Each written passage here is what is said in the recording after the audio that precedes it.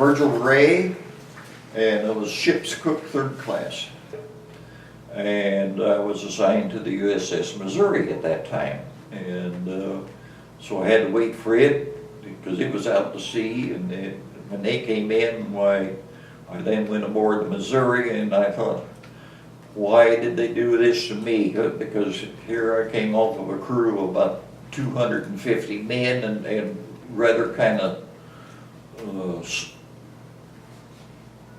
casual type dress and whatnot, and then go order to a spit and polish ship and with all them guys and everything. But I soon found out that we had a lot of companions, and it was a heck of a good crew, and so signed it, of course, in the galley, and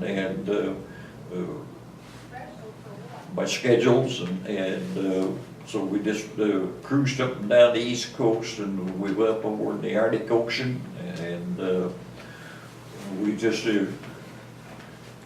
done your duty, and everything just went along real good on that part. And what my daily life was like, well, there were 26 cooks in the galley, and 13 to each shift. And your shift would start at 1,300 hours. I better use Navy talk here. It started at 1,300 hours, and after the supper was over with and the galleys cleaned up, why, it was done for the day. But at 3 a.m. you were up and in the galley, and starting at 0400, why, the galley was open, and as for the ones going on early duty, well, they'd have their coffee and whatnot, and breakfast was usually started serving at 0600, and so then we had served breakfast, and then at 1100, why, the lunch would start, and we'd go get that all taken care of, and at 1300 you had the galley all slicked down, cleaned up, and turned it over to the next crew, and then they came on duty. So we were kept busy, and when we were cooking for the ranges were, I think 36 inches long and about 30 inches wide, and each cook would have 3 ranges to work, and I think there was either 9 or 12 of those ranges, and so that, like when you was making hot cakes in the morning, why, you poured up the hot cakes on the first grill, and then you'd move down to the next one and the next one. By that time it got all poured up, well, I was starting to flip the cakes, and the time you get down to the end, the cakes were on the first one were done, and you just flipped them in big pans, and the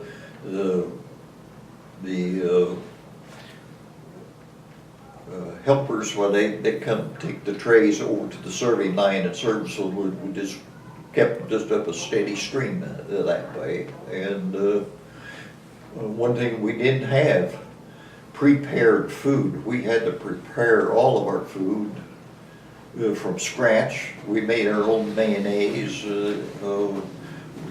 just and when we had like scrambled eggs or something of that nature, or eggs that we used in anything, you'd set a case of eggs in between your knees, and with both hands you'd grab 4 eggs, and you'd have a tub along the side of you, and you just crack, bang, throw the shells away, and just keep it going. And it didn't take long to break up a case of eggs. And now if shell fell in, that's okay, just because the shell would settle to the bottom. And so if we was having scrambled eggs, and then you put the mixer on the mixer and whip them up, and then you just poured off the egg, and then all the shells were laying down at the bottom, the parts and pieces of shells. But so it was quite interesting, and then baking, why, we'd make 90 pies at a time. And we had a big stainless steel table, and we'd mix up the dough in the big mixers, and then lay it out on the table and roll it out, and then we'd just take and cut out the crust, and then there'd be guys, whether we was making apple pie or mince pie or pumpkin pie, we had all the mix ready, and then the guys would stand there with a dipper and dip the stuff out and wheel it over to the ovens and bake them off. And so we just had hard to understand for a lot of people, you know, the same way of baking bread. We just made up big mixers of stuff, and we'd make hundreds of loaves of bread a day that go through the bakery. And then come Thanksgiving time or Christmas time, why we used the baking ovens to roast the turkeys. And I figured out one time what it was,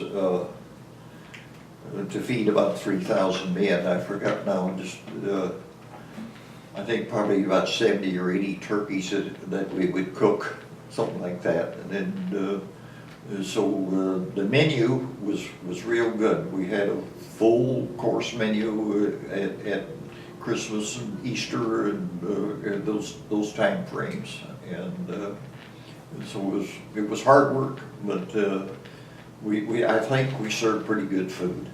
And the Missouri had a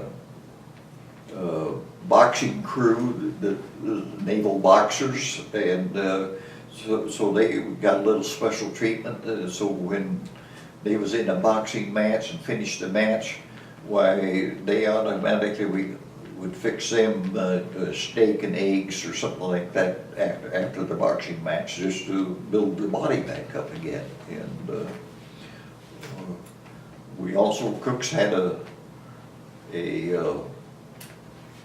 pretty good outlet, you might say, because we took care of the shore patrol, the pharmacist's mate, the guy running ship stores, the barber, because we didn't have to stand in line to get service, because every once in a while we'd say, okay, steak and eggs, boys, 4 o'clock in the morning, and then they come down and we'd feed them steak and eggs, and then we got a little special treatment for all that. So,